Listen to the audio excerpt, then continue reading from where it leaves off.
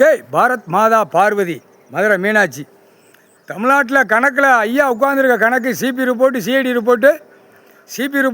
Report உளவுத்துறை டெல்லி வரைக்கும் நீதிமன்ற கோர்ட்டில் நீதிமான ஆட்சி நீதி அரசராட்சி நீதி அரசராட்சி நீதிமான ஆட்சி நீதி அரசராட்சி 2 கணக்கில் உட்காந்துட்டார் பதவி.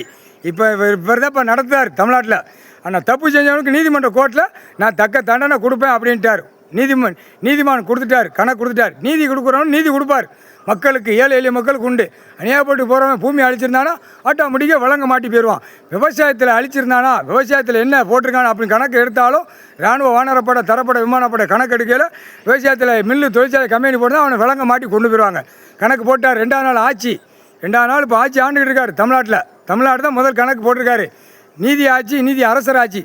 இது டெல்லி வரைக்கும் நீதிமன்ற கோர்ட்டில் கணக்கு பதிவு பண்ணிடுறப்ப ஆன்லைனில் ஏற்றி விட்றப்பா. உளவுத்துறை சிபி ரிப்போர்ட்டு சிஐடி ரிப்போர்ட்டு எல்லாமே. அடுத்து தமிழ்நாட்டில் 100 மையம் வச்சிருக்கியா 100 மையம் டெல்லி வரைக்கும் கொடுத்துரு. கணக்கு போட்டார். டெல்லி வரைக்கும் நீதிமன்ற கோர்ட்டில் கொடுத்துரு. ஏன்னா கொடுத்து தான் ஆகணும். 100 மையத்துக்கு நிறைய ஏற்றி வச்சுருக்காரு கடவுள் கைலாசத்தில். அளவுக்கு மீறி தப்பு பண்ணி வச்சுருக்கான்.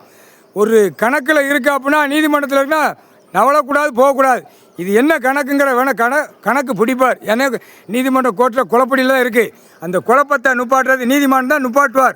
எல்லா அரசியல்வாதிக்கும் அந்த நாற்காலி சேரில் டெல்லி டு தமிழ்நாடு டெல்லி இன்றைக்கி 2ஆம் நாள் பதவியில் விளங்க மாட்டிட்டார். நாற்காலி சேரில் கடவுள் பவரால் விளங்க மாட்டிட்டார்.